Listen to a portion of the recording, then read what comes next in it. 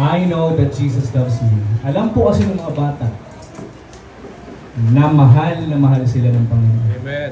Ang tanong, tayo po kayang may mga edad na, alam pa rin po ba natin na mahal tayo ng Panginoon? Amen. Amen. Nararamdaman natin. If that is so, praise God. Kasi mga kapatid, marami na sa atin ngayon ang mga bigo sa pag-ibig. Marami na sa atin po, nabigo dahil nagmahal daw sila. Kaya minsan nawawalan tayo ng kampiyansa sa pagmamahal.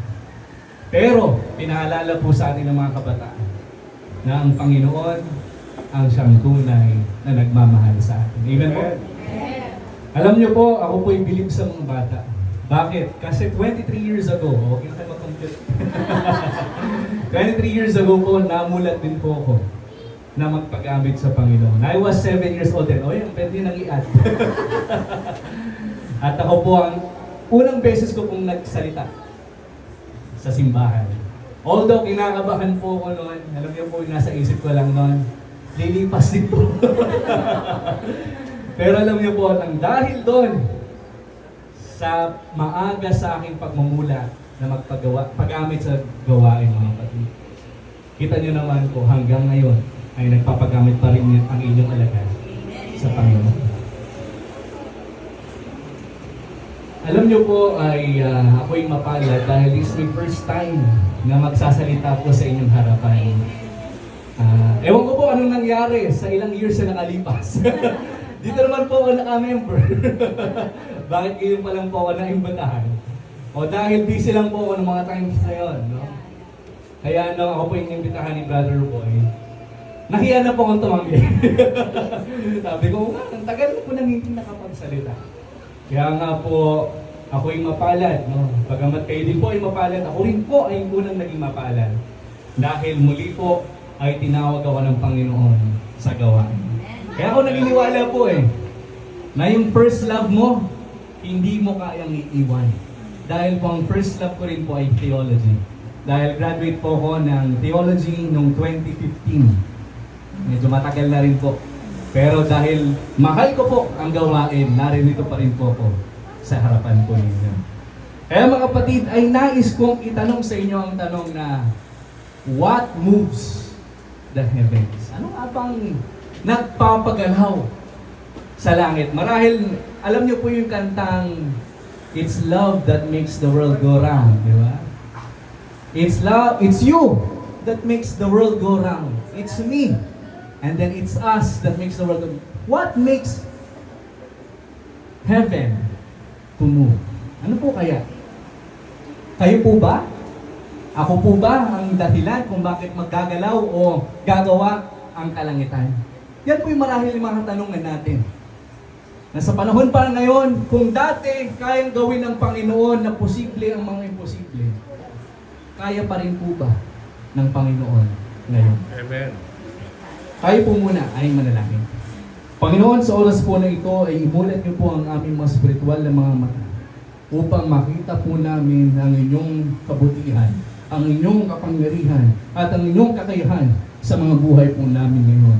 Na kung nagawa niyo pong baguhin ng mga tao noon, ay magagawa niyo rin po ihanda ang mga tao ngayon sa malapit na pagparito ng aming Panginoong Jesus. Salamat po, Panginoon.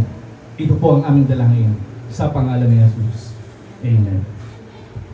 Ano nga po ba ang susi sa isang answered prayer? Kapag po ba kayo nanalangin ay sinasagot ng Panginoon? Marahil nagtataka kayo, bakit maraming ang prayer sa inyo na hindi pa rin sinasagot sa panahon natin ngayon? Ano nga bang dahilan bakit sinasagot ng Panginoon ang mga panalangin? Yan po yung ating katanungan na ngayon na nais nating sagutin sa mga oras na ito. Ang sabi po sa Biblia at tinuro ni Kristo, ang pananampalataya ang siyang susi para po magkaroon ng sagot sa pananalangin. Ano daw po ang susi? Pray. Pananampalataya. Pananampalataya. Naalala ko po ang isang storya ko po. Karanasan. Sino po sa inyo nakatapos ang 10 days of prayer? Ngayon pa lang po kayo. Ay, kami. Kayo pala yung pinakahuli sa district po natin, no? Kasi po, nag-start yung sa Tarlac po kasi ako nag 10 days of prayer na. Nag-start po kami, I think, January, parang middle of January. Ang nangyari po kasi noon, yung first night ng 10 days of prayer, may truck na bumangga sa poste. Siyempre, pag poste ng kuryente, ano mangyayari? Brown out. Ewan ko ba, ba't 10 days ang tawag? Gabi yung ginagawa. 10 nights dapat di ba ba? Simbang gabi. 10 nights of prayer. Yung first night na yun, nag-check chat sa GC. Mga kapatid, paano tayo yan? Gabi ang sa ating simba. So may mga sumagot. Try natin kinabukasan. Ay, i-postpone na lang po natin next week. At alam nyo po, ang girlfriend po kasi ng tatay ko, head elder doon. Sabi niya, hindi. Mga kapatid, nag-church board tayo, ngayon gagawing gabi, pupunta tayo ngayong gabi. So sa madaling salita po, pumunta po kami doon nung gabi. Doon po kami, we prayed. Panginoon, sa gabing ito, may ilaw o wala, tutuloy kami sa 10 days of prayer. Alam niyo po, lahat kami nag-pray. After ng last person who prayed, mga kapatid, pagsabi ng amen, nagkaroon ng ilaw. Amen? Mga kapatid, that is the power of prayer. That is the power of prayer. Kaya kung marami pa rin sa inyo ang nagda-doubt sa pananalangin, never doubt the power of God if you pray for Him. Nung time po na yan, mga kapatid, ang nasa isip namin, hindi yung sa aming sarili. Sa mga prayers po, narinig ko sa kanila, Lord, maraming maapektuhan. Simultaneous po kasi 10 days sa prayer nila na. Maraming church ang maapektuhan pag walang ilaw. Kaya po, Panginoon, pahintulutan po ninyo na magkaroon ng ilaw para matuloy at naging maayos yung 10 nights of prayer. After that, mga kapatid, nagkaroon ng liwanag. Bakit? Dahil ba pinag-pray lang nila? Dahil lang ba sinout out lang nila yung prayer na yun? Sinat nila sa Facebook? Sinat sa GC? Hindi, mga kapatid. It is not your power that makes the impossible possible. Ano po yun? Yung kapangyarihan ng Panginoon that can make even the most impossible thing possible. Kaya nga po nais kong ibahagi sa inyo ang isa sa mga favorite verses ko po. Ang Mark 11:24. Therefore, I tell you, whatever you ask in prayer, believe that you have received it and it will be yours. Alam niyo mga kapatid kung bakit ko naging favorite ito? Dahil simula po nung magtitake ako ng bar, ito na favorite verse ko. Kung ano, ipanalangin mo. Paniwalaan mo ito. At ito ay mapapa sa'yo. Mga kapatid, wala po ditong sinabi na ipasa Diyos mo lang. No? Naalala ko po dito yung istorya ng aking kaklase sa theology. Sabi niya, nagpa-quiz po kasi noon, I think that final exam ng subject noon. Greek. Greek. Subject po namin na Greek sa College of Theology sa UP. Ang Greek po, mahirap intindihin. Kailangan mo mag-memorize. Yung kaibigan ko po na ito, may edad na. I think he was 40 that time. 40 years old. Alam niyo naman po, pag nagkakaedad, nagiging makakalimutin. So, hate na po niya yung subject na yun. So, sa madaling salita, nag-exam po kami. At lumabas ang result ng examination. Sabi niya sa akin, nung bago po ilabas yung result, Brother, Pastor, pray nga tayo. Kinakabahan ko eh. Pero pray po kami. Panginoon, nawa po ay makapasa kami sa exam. Alam po namin mahirap ito, pero kami naman po ay nag-aral. Alam po namin na makakapasa po kami. That point, so medyo naging confident na po kami. Nawala na yung kaba. Hanggang nirelease yung result. Oh, Sagun, pasado. Okay. Masaya na ako, tumingin na ako sa kanya, pasado. Nabanggit lahat ng pangalan. Nakakilala ko po. Pero hindi binanggit ang pangalan niya. Nagtaka siya! Pastor! Si Pastor Conejo. Conejo. Kung kilala niyo po yun. Conejos. May S pa rin, Conejo tuloy ako. Conejos. Pastor! Nag-aaral naman ako. Nag-pray din ako. Ba't di ako pumasa? Sabi ni Pastor Conejos noon, time ko na yun. Sure ka ba nag-aral ka? Nag-aral po ata ako. At ang sagot po niya, don't expect the Lord will cheat for you. Huwag mong asahan na ang Panginoon ang mangungopia para sa iyo. Hindi ka naman pala nag-aral, kahit pa nag-pray ka, hindi ka papasa. Sabi niya. Kasi marami po sa atin, pray ng pray. Hindi naman tayo gumagawa. Hindi naman pala talaga siya nag-review. Ano expect mo? Papasa ka ba? Hindi talaga. Kasi marami mga batid, hindi natin maintindihan bakit ganito. Pero ito pong Mark 11:24, it came from the historical background, context. Ito po yung time na si Jesus Christ was riding, saan po? Donkey. Diba? Ito po yung nandun sa Jerusalem, at sumakay po siya ng donkey, at sinalubong siya ng mga taga-Jerusalem with ano po? Palm trees. This is the King! This is the King of Israel. He is the Son of God.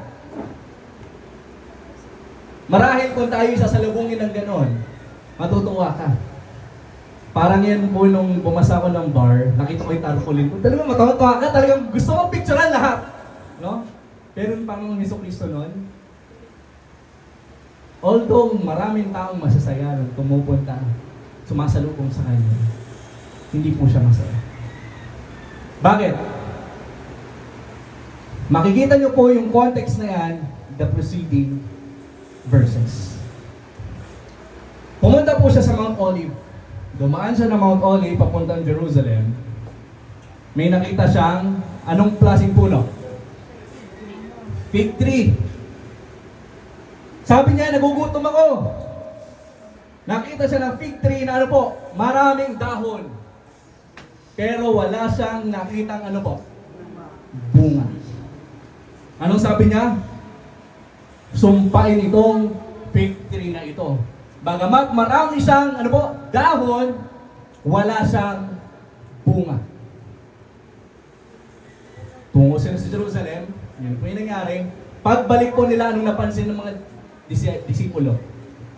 The fig tree became withered. Nalanta.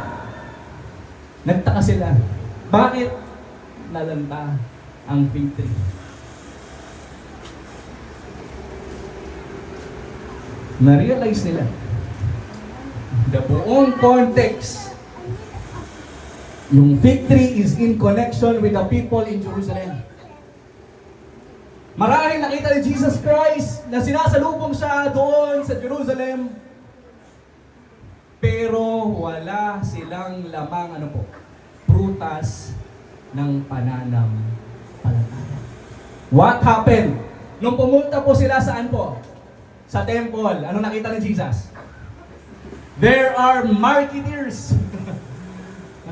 Merong mga ano po, taong nagbebenta ng ano po, mga offering sa loob ng templo. Anong ginawa ni Jesus Christ? Nagalit siya. At ano po, pinagtataob niya yung ano po, tables. Bakit? Nagalit ba siya dahil ginawang market ng church? Nagalit po siya because they were like the fig trees. Outwardly, nakikita yung ano po nila. Ginagawa nila, oh, I'm doing this for the church. But in reality, what is containing their hearts ay hindi yung puso na may pananampalataya. Ano nasa puso nila? That point, pwede nilang i-exploit, i-corrupt, para magkaroon ng income in church. Magkaroon sila ng income. Masama ba yun? Ano bang purpose ng church? Ang purpose ba ng church ay magkaroon ng financial stability? Ano pong sinasabi ni Mrs. White sa Acts of the Apostles? The church is God's agency for the salvation of men. Alam niyo po ba, yung location kung saan sila nagbebenta is the same location kung saan pumupunta ang mga Gentiles. Na supposedly doon sila mananalangin, na supposedly doon sila makapag-focus, makausapin ang Panginoon, pero ang kanilang ginawa. They abuse that location.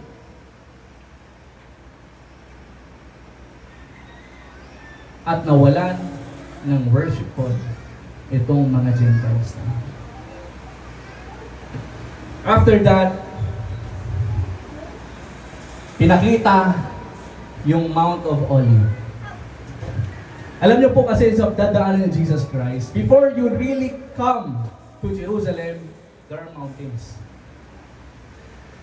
At sa isang Gentile, hindi ka po makapunta sa Jerusalem kung hindi ka aakyat ng Mount of Olives. At ang tingin ng mga rabbis, nothing can move mountains. Why? Kaya nga di ba may kanta tayo? Ano yung kantang yun? Parang kabundukan, hindi magigiba, di ba? Kasi nga, we are thinking na yung mountains are permanent. Na hindi kayang igalaw, i-move ito. Huwag nyo lang silang dadalhin sa Pilipinas kasi pasasabugin nila. Pero nangyari mga kapatid. Sabi ng Panginoon sa Mark 11:24, pababa, prayers can move mountains. Amen. Amen?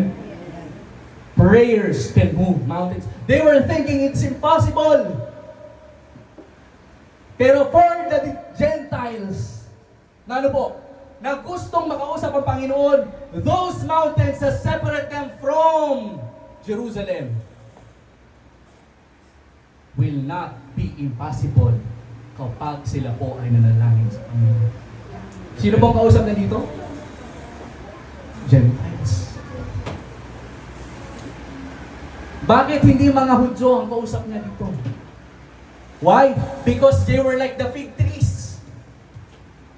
Na maganda lang sila sa panlabas, pero sa loob ng kanilang puso ay hindi makikita ang kanilang pananampalataya. Nakita niyo po yung babae na dinudugo ng 12 years? Those people are mountains na nakapaligid kay Jesus Christ. Pero, ano sabi niya sa prayer niya? Lord, mahawakan ko lang ang laylayan mo. Gagaling ako. Amen? Amen. Because of that faith. Kahit sa dinami-daming taong nakapaligid doon, it became possible to her. Mga kapatid, there are 3 things na gusto ko lang pong banggitin sa oras ko na ito. Intro pa lang po yun, ha? Sensya na po. Dahil ilang years din po akong hindi nakapag-sermon din, susulitin ko na po ngayon. Okay? First point. Ang sabi po sa Mark 11:24, whatever you ask in prayer. What does it mean? Pag pinag-pray ko ba na magka-girlfriend ako agad? Pag ba pinag-pray ko na magkakaroon ako ng bahay na malaki, magkakabahay na ako ng malaki? Yun po bang ibig sabihin nito? Ibig sabihin lang po dito ay binabanggit sa Philippians 4 verse 6. Basahin po natin. Philippians 4 verse 6. Ang sabi po dito sa Philippians 4 verse 6, be careful for nothing, but in everything by prayer and supplication with thanksgiving, let your requests be made known to God. What does it mean? It means you are knowledgeable. Alam mo ang kapangyarihan ng Panginoon at alam mo na makakaya niyang gawin kahit yung bagay na imposible. What is that? Dependence on God. Reliance on God's power. Mga kapatid, hindi po sinasabi dito na pag-pray mo lang kung ano lang gusto mo. Kundi ano po? Ipanalangin mo kung ano ang pagkakakilala mo doon sa Panginoon. Kung alam mo na itong bagay na ipanalangin mo ay ang siyang maglalapit sa'yo sa Panginoon, ipag-pray mo, and it will come true. Bakit?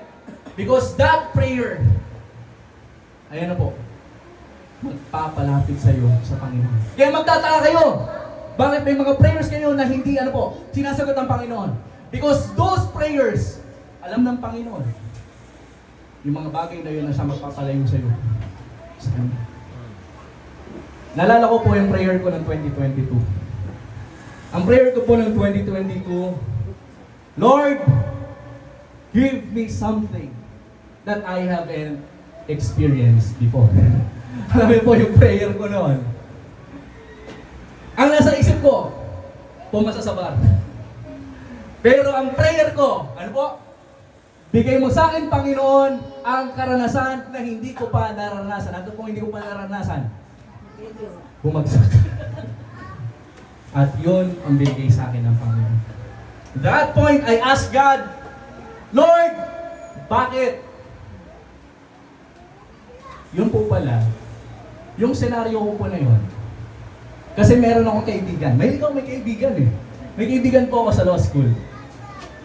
At hindi naman po sa pagbubuhat ng bangko, pumasa siya sa law school na nangongopya siya sa akin. Bakit? Siya po yung favorite niya po ang seatmate. Kasi pala, pag nagkasagot ako ng exam, talagang naka-okay lang. Malalaki po sulat ko eh. So basang-basa niya. Kaya pala kahit di siya nag-aaral, pumakpasa siya. Sabi ko, saan ka, Brad? Nandito kami sa, may gala na naman ako. May exam tayo bukas! Andiyan ka naman eh. So, ganoon. Ano nangyari? Sabay po kami nag-take ng bar. At that point, sabi ko, pag pumasa to, mataas ang chances ko na papasa ako. Bakit? Siya nga, pumasa dahil lang opya sa akin eh. So, nangyari, nag-take kami ng bar, natapos ang bar, ando na po sa result. Sa result ng bar exam, sabi ko, pag nakita ko ang pangalan nito, kumpiyansa ako, napapasa ako. Sa madaling salita, hinanap ko po yung pangalan niya. Hindi ko po hinanap ang pangalan ko.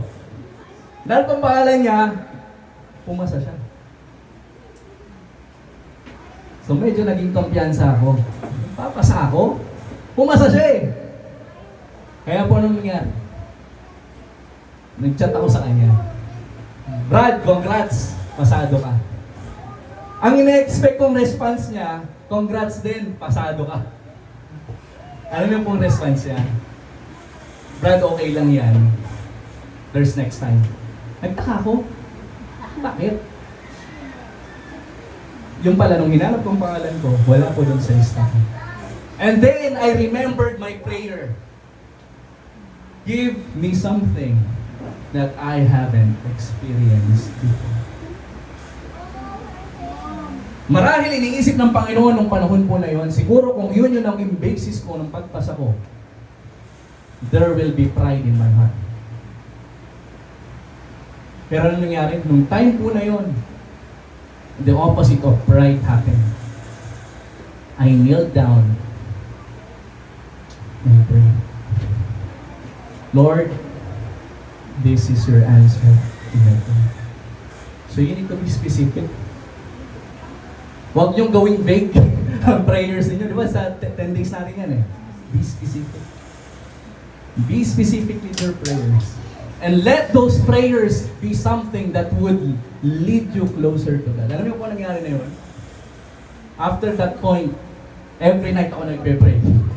After that point, every time ko sinasabi, Lord, this is not yet my time. Pero I praise you, not because bumagsak ako, I praise you because you are preparing me something greater. Tandaan niyo po mga kapatid, prayer delayed is not prayer denied. Prayer delayed is not prayer denied. Hindi porket na-delay yung pagsagot sa panalangin mo, ang sagot na ng Panginoon, no. There are times when God is trying to train you to be patient. sa panahon na ibinigay niya para sa iyo at sa akin. Marahil kayo po ay naiinip sa pagtatapos ng inyong simbahan. Pray. Bakit? It doesn't mean hindi pa tapos ang simbahan, pananatilihin ng Panginoon na hindi matatapos ang simbahan. It may become a delay on your part, pero yung prayer mo ay sasagutin ng Panginoon. Amen? Amen. Kayo po ba'y nananampalataya? Nagaya ng mga ginawa ng Panginoon noon sa panahon ni Abraham. Ilang years po siya nagantay? Nasa 10 days of prayer din po yan. From 75 years, 25 years siya nagantay. And yet, dumating pa rin yung panalangin niya sa Panginoon. Mga kapatid, we may still be praying, pero don't lose hope. Kasi there is a time under the heavens. Amen? Amen. Second point. Second pa lang po tayo. Second point. Ang sabi po sa 10, Mark 11:24, believe that you have received them. Ano sabi dito? Faith is trust and not a wishful thinking. Ang pananalangin, mga kapatid, pag nagkaroon ka ng pananampalataya, ay hindi lang po ito wishes. Hindi lang po ito yung mga sana. Kundi ano po, nananampalataya ka, which is equal to nagtitiwala ka sa Panginoon. Saan ka nagtitiwala? Hindi sa kakayahan mo, kundi saan po? Kakayahan ng Panginoon na gawin para sa iyo. Amen. May mga bagay, mga kapatid, may mga bagay na pinapahintulutang gawin ng Panginoon na mangyari sa atin. Bakit? Para matuto tayong mas magtiwala sa Kanya. Nasa 10 days of prayer din po yan. Kaya I encourage you, join the 10 days of prayer. Kasi you will learn a lot. You will learn a lot. What happened? Nalala niyo po yung story ni Prophet Elijah. Ano sabi sa kanya ng Panginoon? Pumunta ka sa Cherith Brook. I will feed you. Anong ginawa ni Prophet Elijah? He went knowing na during that time, taggutom. Pag taggutom po sa Israel, ang ibig sabihin po nito, tuyo ang lahat ng ilog. Kaya nga po walang production ng mga growth ng ano po fruits, crops, kasi nga tagtuyo. Pero ang ginawa niya, knowing na may famine nung time na yon, he still went. At nung time po na yon, anong nagpakain sa kanyang Panginoon? Using the ravens. Ano sabi niya ng Panginoon? Elijah, go to Zarephath and I will feed you there. Ano ang ginawa ni Elijah? Sabi pa siya, Lord, tagtuyot niya Paano mo papakainin? Yung ba'y sabi niya? Hindi. He believed, he had faith, and he went. Pagtungo niya doon, anong ginamit? Isang babaeng balo na may anak ng isang bata na nagugutom at nag-aantay sa huli nilang hapunan. Nag-doubt ba si Prophet Elijah? No. He still obeyed. Ano po nangyari? He was fed, he was blessed, at yung blessing po na niya na natanggap ay naging blessing din sa babaeng bago. Hindi lang sa kimain po sila, kundi nagkaroon pa ng chance na mabuhay yung kanyang namatay na anak. Mga kapatid, if God is blessing you, it means He is telling you, you need to become a vessel of blessing to others. Amen. Kaya ka pala pinagpapala is because chance mo yun na maging pagpapala ka sa iba. Kaya minsan naging ano po tayo, minsan pag pinagpala tayo nagiging selfish. Ang sa blessing ko to kung blessing mo yan, dapat sa'yo binigay ng Panginoon. O ganon. Why God is blessing you with so much blessings is because alam niya na ikaw ay may kakayahan na maging pagpapala din sa iba. Yes? You believe na nagawa ng Panginoon yun. Yung anong panalangin mo. At yung opportunity ng pagpapala sa iyo is an opportunity of becoming a good steward. Kaya nagugulat kayo pagdating sa stewardship, ano laging tinatalakay? Tithes and offering. Bakit? Kasi nga, dyan natetest yung katotohanan na ikaw ay ano po, katiwala ng Panginoon. We may think, yeah, ordinary lang ang tithes and offering, hindi po. That is more than just giving and returning. Tithe and offering giving is a challenge, is a test of ano po,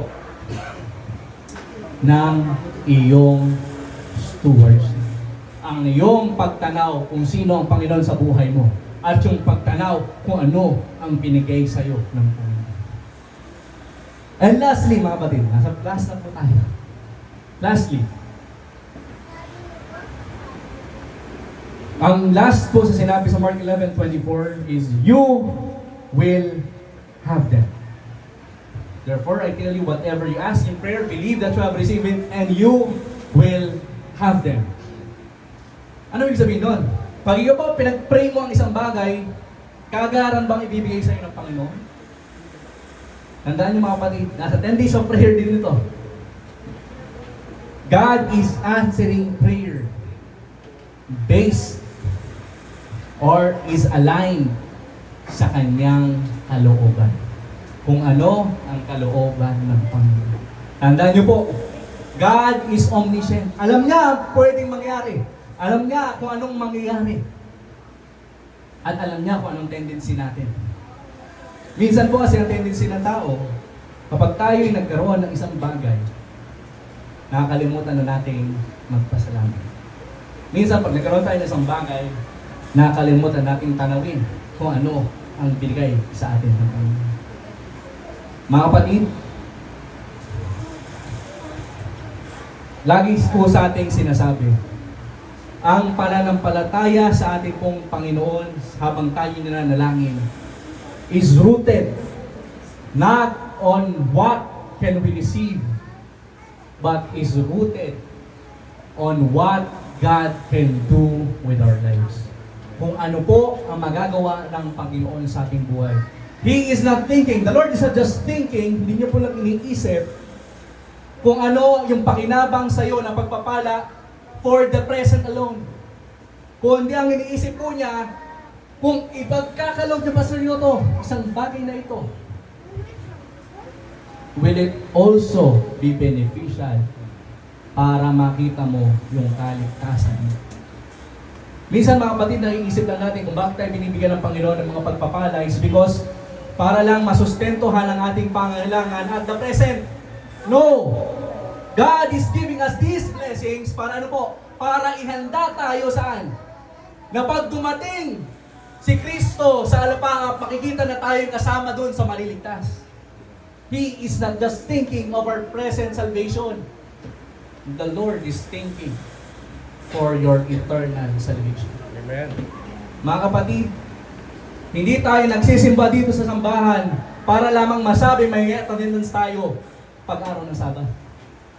We are doing this because we are training ourselves what we will be doing there in heaven. Kung ano po ang ating ginagawa ngayon, yun ang gagawin natin doon sa langit. Kaya ano po, natatawa ako sa story ng isang bata na nakausap ko. Nung ako po yung nagpapastor sa Mexico, Pampanga, nagsisermon ako. Pagdating doon sa langit, there will only be blessings. There will be no sadness. Walang kalungkutan. Papawiin lang siya ng Panginoon. Wala lang mamamatay. At alam niyo po, may isang bata nagtaas sa kamay. Ang tanong niya sa akin ay nakakagimbal. Alam niyo po yung tanong niya sa akin? Pastor, sa heaven po ba may Jollibee? Kung kayo yung tao na tinanong ng bata, what will you say? Alam mo po yung sagot ko? Sagot ko po sa kanya, doon sa langit, hindi mo kakailangan ng Jollibee. You will taste better than Jollibee. Pero ano yung po yung sagot ng bata? Ay, pastor, ayoko na pala doon. Walang Jollibee doon. Why? Because his palate was trained. Saan po? Jollibee. Mga kapatid, in the way we pray, in the way we dress, in the way we do our worships, is a training kung anong gagawin mo doon sa langit na bayan. Kaya ang tanong mga kapatid, sa pananalangin po ba natin, do we pray in God's will? O tayo po ay nananalangin para lang masatisfy ang ating present cravings? Tayo lang ba ay nananalangin para sa ano po? Kaligayahan sa oras lang namang na to? O tayo ay nananalangin para doon sa langit na bayan ay ganun din ang ating gagawin? Para po sa ating conclusion mga kapatid, remember always these three elements: asking, believing, and trusting God's will. Tayo po ba'y nananalangin na may pananampalataya? O tayo po ba'y nananalangin ng may pang-agam-agam? Lagi po natin tandaan ang sinasabi sa 1 John 5 verse 14. Now this is the confidence that we have in Him, that if we ask anything according to His will, He will hear us. Pagpalain po tayo. Amen.